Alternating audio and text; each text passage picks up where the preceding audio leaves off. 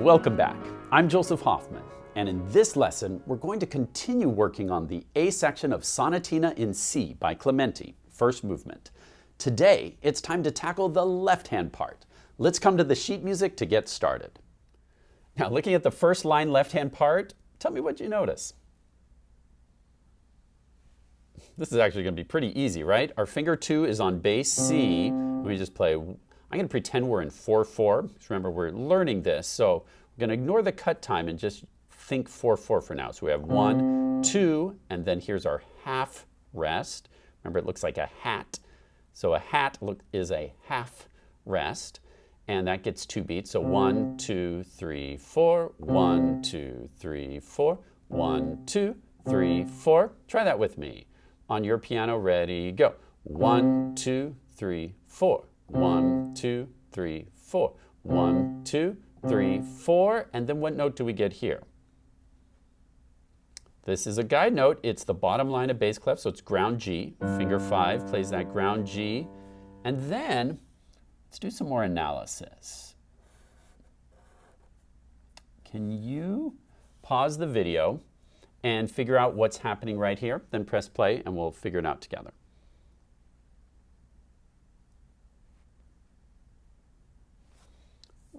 What do these 5 notes form? We start on bass G, step down, step down, step down, step down. That is our C major pentascale. So C, P, S for pentascale, capital C for C major. Then we have some other stuff that we'll look at in a second. Let's come down and do a little bit more analysis before we try playing any more. I'd like you to pause the video and on your own, see if you can figure out what chord we have here and here. These are broken chords, but together, if you put all those notes together, you should be able to figure out what chord is happening. And then press play and we'll look at the answer together.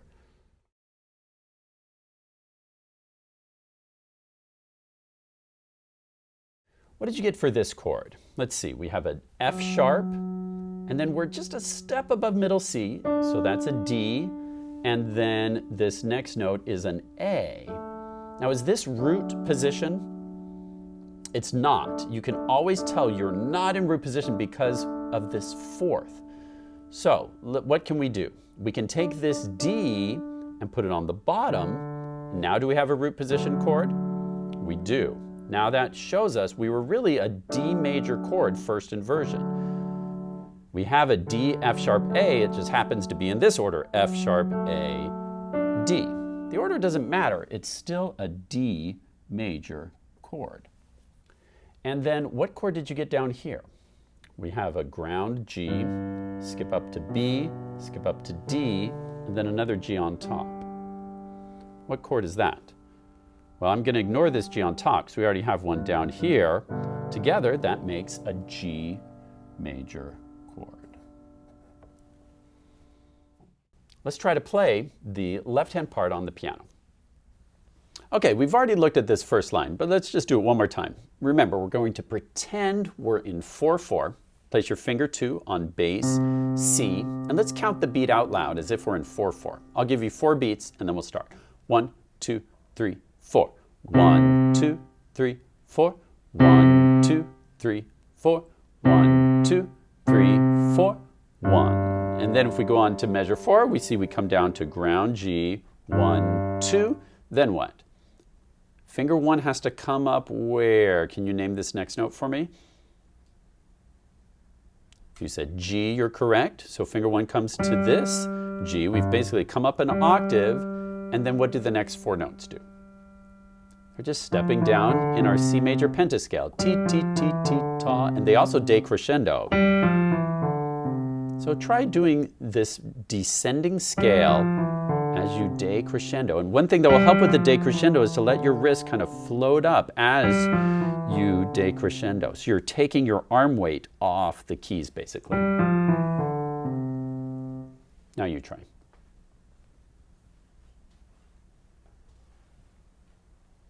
Good. And then measure 6. What's the next note? If you said middle C, you're correct. So we'll come up here with finger 1, rest, rest. Then finger 2 comes down to F sharp, step up to G. Then what's this next note? If you said bass C, you're correct. Finger 3 is going to kind of reach down here to C. And then what's the next note? It's just a step up, but it says finger 1. Why is that? It's because next we've got to go down a full octave down to this low D. So let's look at this whole little section. Starting on that F sharp. F sharp steps up to G. Then finger 3 on C steps up to D. Down an octave to low D. And then let's look at the first note of measure 8. What do we get there? Can you name it? It's a ground G. So finger 2 lands very nicely there. So all together we get. Pause the video and work on that little section for the left hand, and then press play to go on.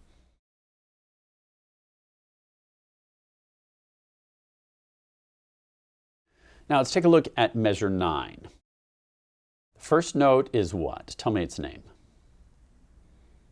If you said F sharp, you're correct. Finger 5 is on F sharp. Finger 1 will take the D, and finger 3 will take the A. And I'd like you to notice this pattern. We have 3 notes.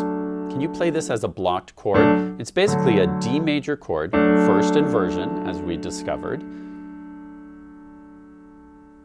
All right. So play this as a block chord. And now think of this pattern. I want you to say with me, bottom, top, middle, top. And then that pattern repeats, bottom, top, middle, top. That's called an Alberti bass pattern. Whenever you see this pattern in a broken chord where it's bottom, top, middle, top,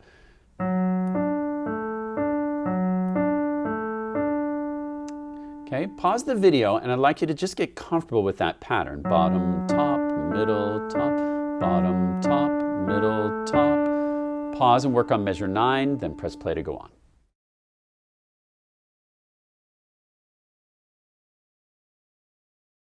Okay, now we're going to do measure 9 and then add on this G.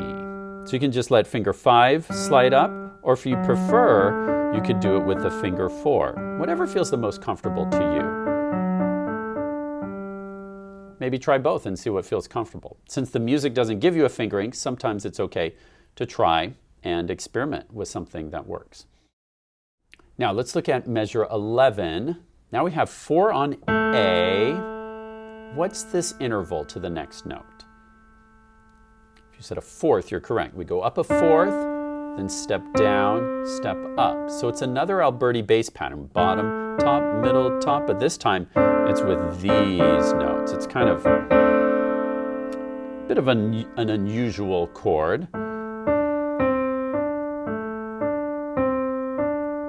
Okay, 4, 1, 2, 1, 4, 1, 2, 1, and then if we go on to the first note of measure 12, we see we end on a B, which I like to do with finger 3. Okay, pause the video and work on measure 11 and go on to the first note of measure 12, then press play to go on.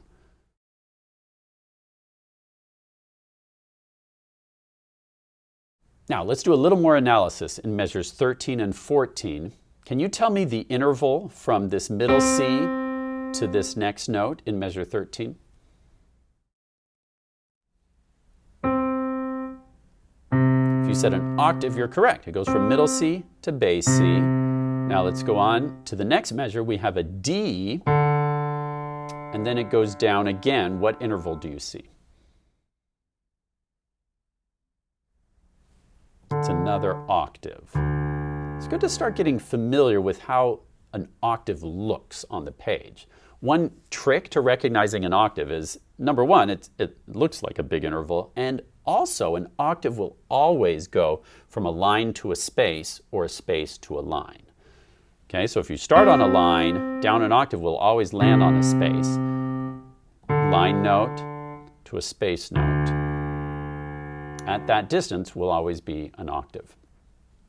Okay, so let's practice that. Middle C, down an octave to C, and then finger 1 comes to D, so you can reach this D. And notice that there are quarter rests in between each one, so you have to lift. 1 lift, 3 lift, 1 lift, lift.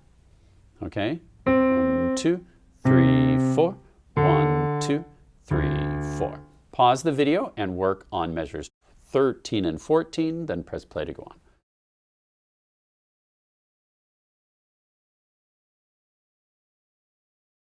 Now in measure 15, we've identified we have a G major arpeggio. So 5, 4, 2, 1, and then it comes back down to G. Now you try.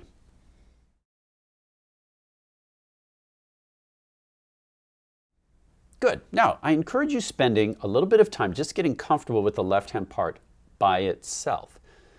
But I think after maybe a day of working on that, a little bit of time, you're ready to try putting these hands together. The key to good hands together playing is making sure that the hands are lining up rhythmically. So the score is really helpful for this. Just notice when the notes line up, they are going to play together. Notice the left hand is resting during the rest of measure 1. 1, 2, 3, 4. 1, 2, 3, 4. 1.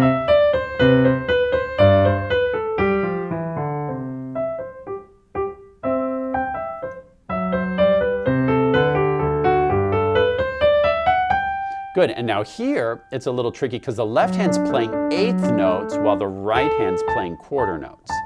How many eighth notes fit inside one quarter note? The answer is 2, right? So the right hand's going ta, ta, ta, ta, while the left hand's going ti, ti, ti, ti, ti, ti, ti, ti.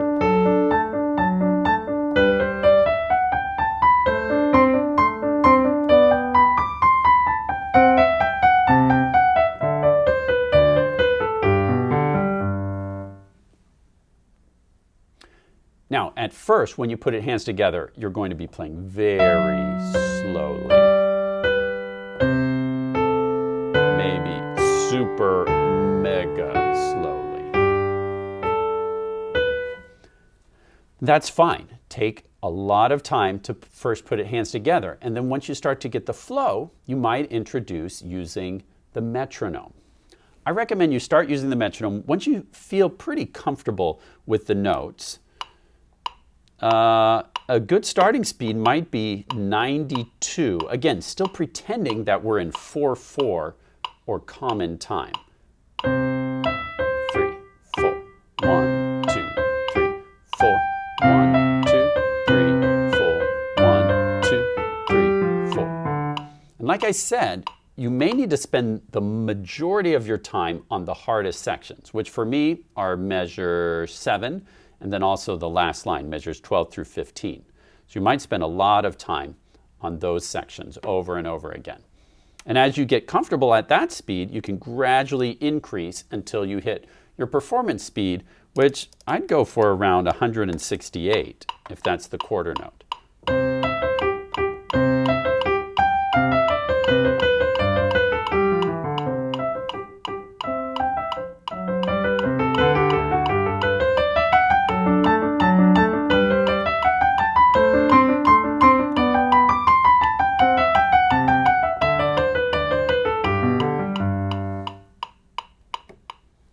Another thing I encourage you to really be thinking about is the issue of voicing.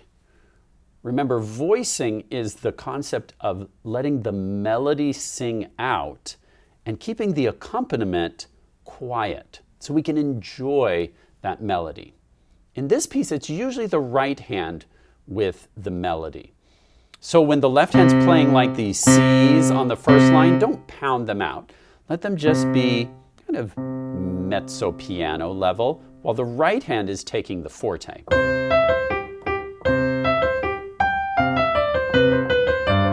But now here the left hand gets a chance to shine. For a moment, as you're playing those notes, the left hand gets a turn to play some melody, but it quickly decrescendos down to the piano. Now here's another crescendo. Now here, don't play the left hand too loud here because, again, these are just chords. The melody's in the right hand.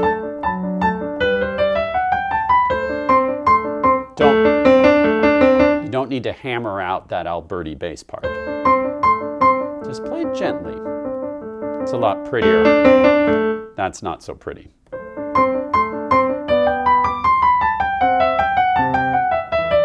Whoops. Okay, so try to make sure you're playing it gracefully and with the right style and beautiful voicing. Great work learning the left-hand part today for Clementi's Sonatina in C, first movement, A section. Happy practicing and see you next time.